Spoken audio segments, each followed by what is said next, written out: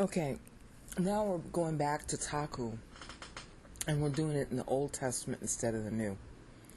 Hope you can hear me over the fan. I have to keep it going. Our first instance of this word you'll see on the left-hand side of the screen in red and yellow is our friendly word TAXU. The word in Hebrew in blue is maher, which you'll see in the lower left-hand corner of the screen, which in this particular case is in the PL. And it's a very popular word used in prophecy in the Old Testament. It basically has the connotation most of the time when it's used of God to say, I will hasten to your aid. I will be there right away. I will not delay. That it's taher and maher.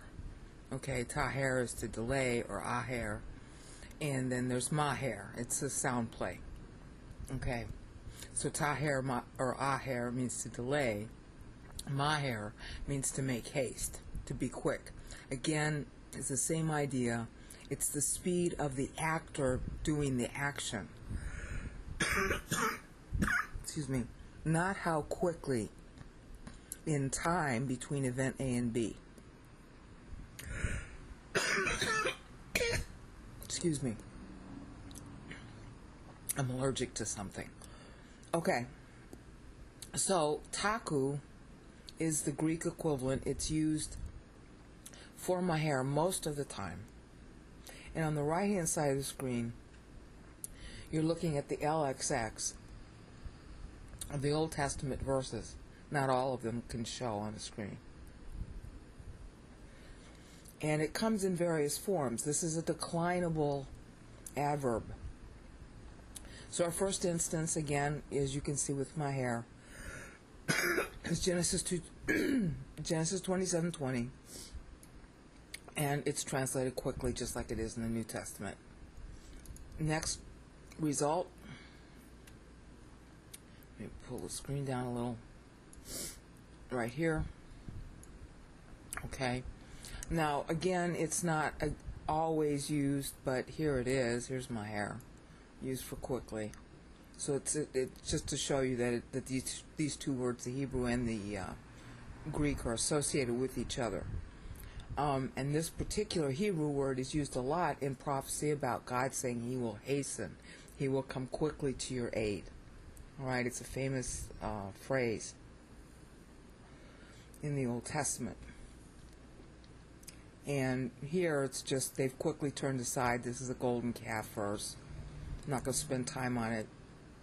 Another golden calf verse. Okay. Here it is again. Alright. And then you will perish quickly. Okay, and see, look, it declines. Alright, into the dative. That's take. Okay. Yeah. Take. Okay. And then there's judges. And there's two different versions of judges, so they supply both. Okay. Turn aside quickly. Usually used with sur. Okay. Judges at 9:54. Be called quickly. I mean, I'm expecting you to do this more slowly on your own. But one of the things you're always supposed to do is a word study to see how the word is used. And you can probably find word studies by scholars, because this is a word that scholars have studied. You know, just Google on TAXU and spell it TACHU or TACHOO, or use an X, a capital X, because those are the ways that it's often transliterated. Okay, see, send quickly. All right. I'm just showing you that, you know, how the word is used. Okay, now here, this is a very interesting use. Grammateos tachus. It doesn't mean it's like in our modern English we say a person is a quick study. It means they learn fast, they learn and retain quickly. That's what, you know, this phrase is in the Greek. And in the English you don't see it at all. It's just describe skilled. Okay? But the word for skilled is TAXU, meaning like quick study. He gets it quickly. That's about Ezra. Okay? Then we start getting into the prophetical uses. This is Psalm 37 quoting Psalm 90. Okay? And he uses it twice. Okay, let me show you the LXX. Let me get rid of the window here. Okay, here's the LXX translation. And he's translating it soon. And unfortunately, Young shouldn't have translated it soon. And maybe in 1895, soon was okay. Everybody understood its usage. But today, that implies the interval between 2 points. And that is not really what the psalm is saying. The psalm is saying that death is quick. Okay? That the event is quick, not necessarily a time interval between. Okay? And Psalm 90's focus is on how fast you die and how it's all for nothing. Okay? Not necessarily on how long you lived. Adam lived 930 years, So it's not about how long you live, it's about how fast you die. And then, see, answer me quickly. And this is my hair again. It should be, yeah, here it is. Okay. And then here we go again.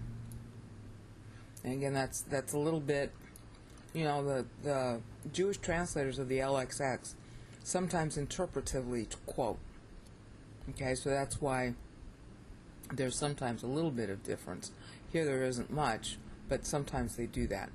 Okay, like they're saying impoverished, okay, rather than brought low. Okay. Here's the word for brought low. I think that's the right one. See? So that's not necessarily impoverished. Okay. Could be. And then we got Psalm 101. Okay, and again, this is a refrain. Quickly answer. Okay? Here's my hair again. Okay, now he's saying, and this is the LXX. Get rid of the window. Hear me speedily.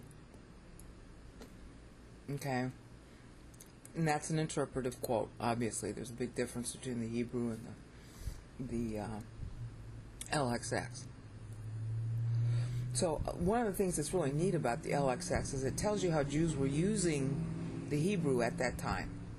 And that's very helpful, because when they actually diverge from the translation, they're interpretively quoting it, so they're telling you how they used it. Okay. Again, answer me quickly. I mean, how many times do you want to see me say the same thing? Proverbs 12. Okay, now, see, here they translate it for a moment, and that's not bad. Okay.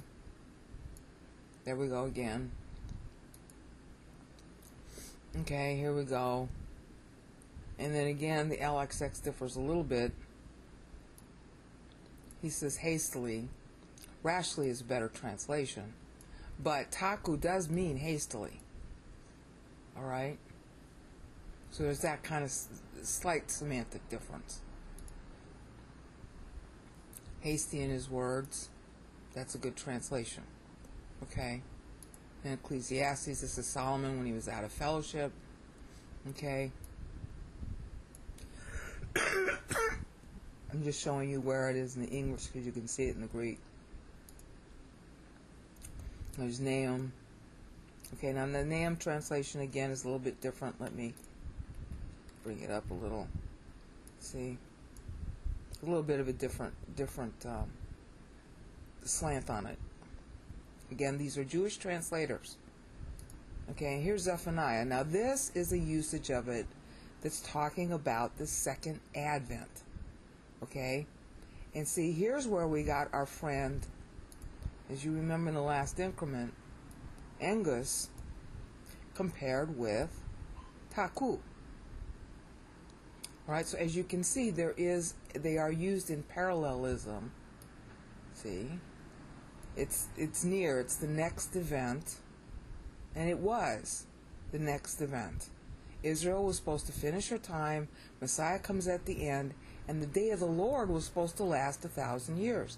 He was going to die, there were 57 years that followed afterwards, and then he was going to come back. There were always two advents in the Old Testament. Church was not prophesied. Church came in order to elongate the period between the two advents in order to save time, because Israel rejected Christ when he came. Okay? And because we've been rejecting him for 2,000 years, the great day of the Lord, the second advent, this prophecy in Zephaniah hasn't been fulfilled until yet. Okay? Time is a balance sheet in the Bible. That's what the preterists don't understand. There are physical, real accounting time years owed that have to be paid to Israel.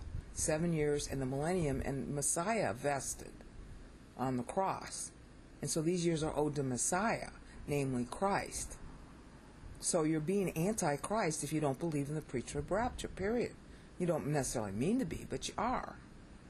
Okay, you're anti-Christ if you don't believe in the preacher of rapture. And I too, even though I believed in it, was punished for being bored. Okay? Most part of the last 11 years. So, it's been an enjoyable punishment. God always gives you enjoyment while he punishes you. But it has been kind of a slog for me to have to go through all these verses that I didn't pay enough attention to during the 4 years I was in class.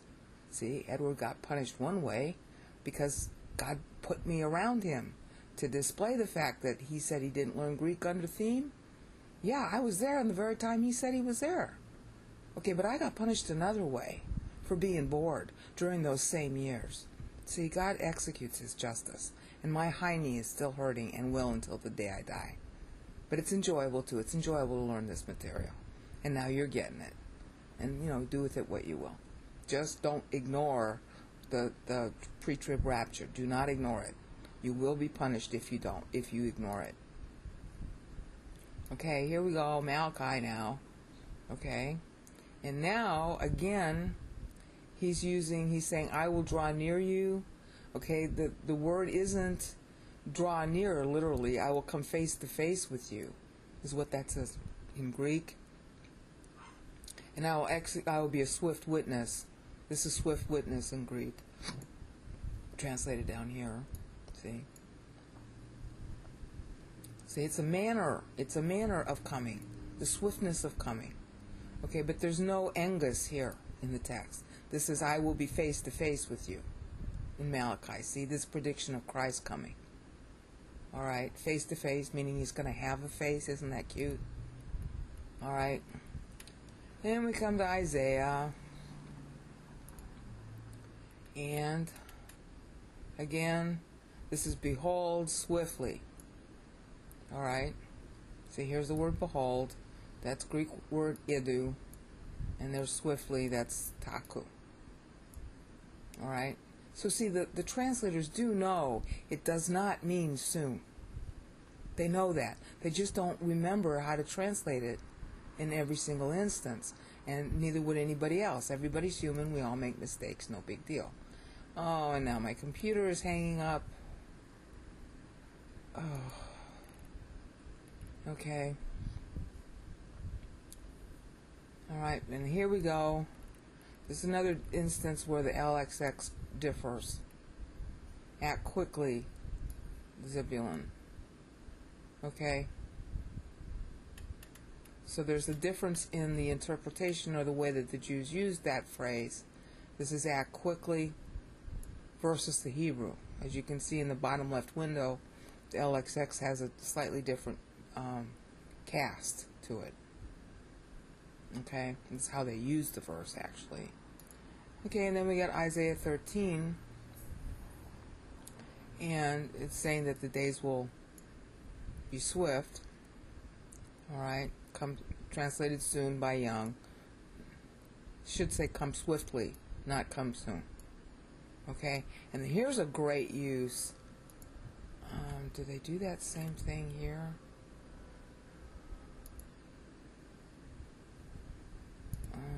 but not using taher and maher in the same sentence. No, they're not. It's not in this verse. There's a place where they make the sound play, but I forget what verse it is. Okay? Okay. And soon, he's translating it soon. Okay? Here it's hasten. Okay? And here is our friendly word, taher. Maher, rather. Okay? Translating with taku. Isaiah 49. Your builders hurry. Actually, that's not quite what it says in the LXX. Let's try this one. Okay. See, you shall soon.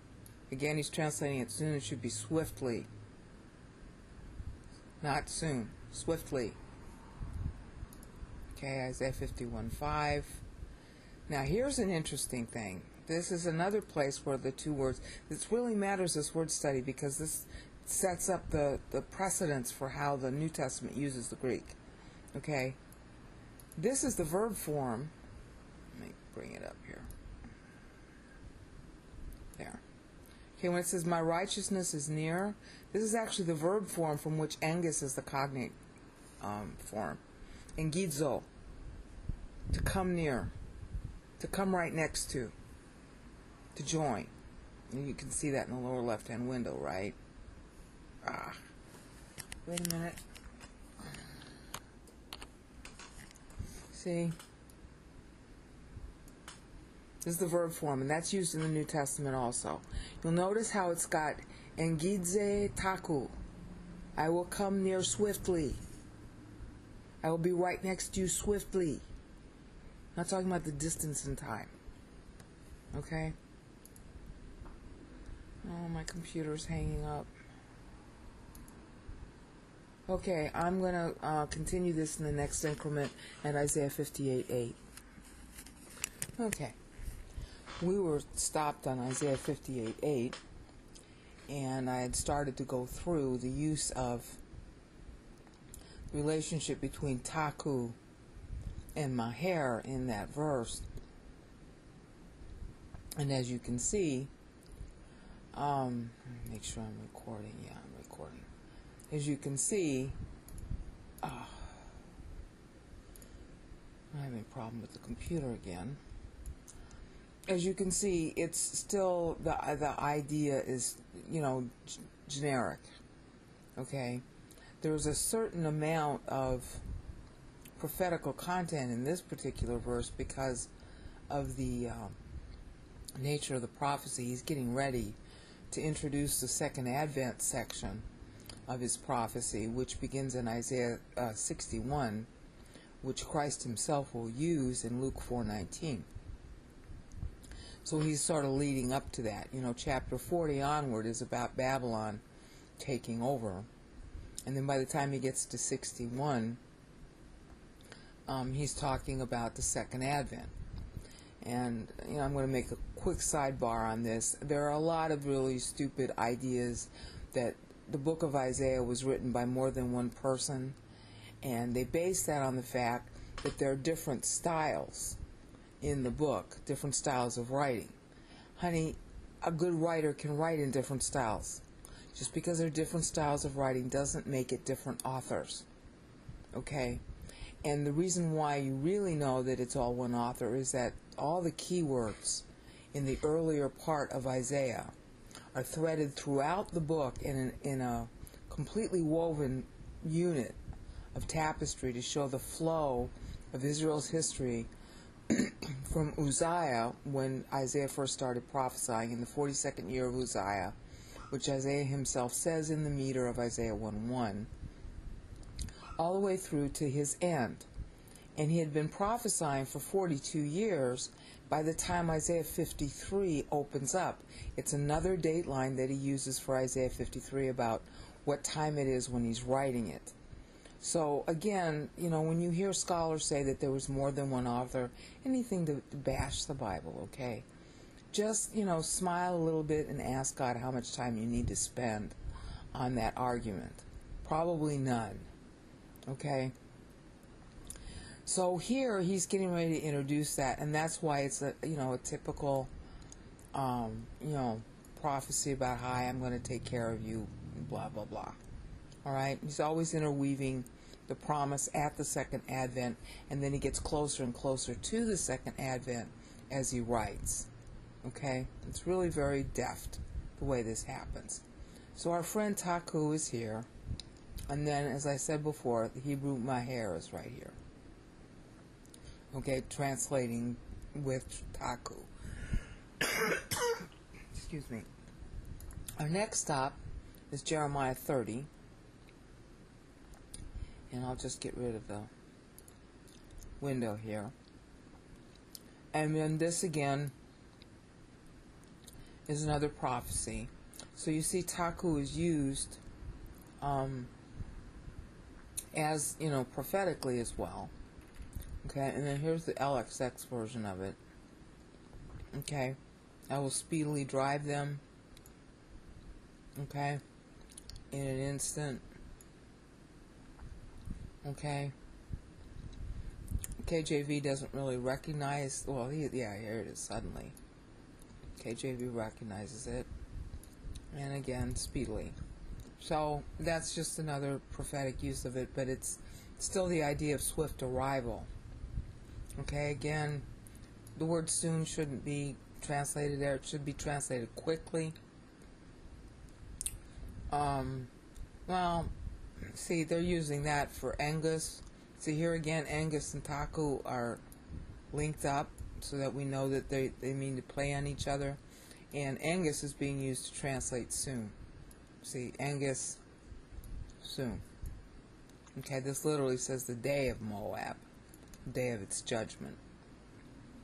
In the Greek, it's a little bit different, from the Hebrew. Okay. And so, near is, or at hand. Okay, but again, remember, it means the next event. Okay? And he's talking here far into the future at this point in Jeremiah. I don't want to spend time on all of that, okay? And then we're done with the Old Testament uses. So as you can see, the New Testament use is based on the Old Testament use. Okay, and you've got all this Old Testament past to look at. And the most important ones in the Old Testament past to look at are Psalm 37, because that's quoting Psalm 90, which is the time poem. The master time poem of the Old Testament on which all the other time poems are based. And I spent the whole Psalm 90 playlist demonstrating that, because Psalm 90 goes all the way back to Adam and then forward to the voting period, which ends in 397, to that part of it. It's actually going past the voting period to the end of canon, Old Testament canon. And then the next time that we see it used prophetically is here in Zephaniah, which won't click on properly. Okay, it's used there prophetically. And we also saw it used prophetically in Isaiah, which, Old Testament Bible books are in the wrong order. They categorize them by the type of prophet rather than the chronological order of the books. And so you see a progressive use of it, okay, prophetically here. So when you're thinking about how TAXU is used prophetically, you want to make sure you go back to the Isaiah passages, because that's where it's most focused. And in Jeremiah 30 here is not that far in the future. It's talking about the temple being down and how God is going to fix it. But at this point, when it's talking about Moab, it's talking farther into the future. And that's the last use of TAXU. So in our next increment, we're going to go to the use of Angus, because that's another Bible keyword that Mark uses. And then we're going to close with the use of Euthus, which is the main word that Mark uses.